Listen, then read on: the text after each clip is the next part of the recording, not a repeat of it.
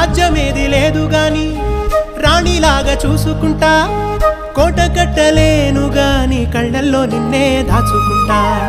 రాత ఎట్లా రాసి ఉన్నా ఆ మార్చి నీతో రాసుకుంటా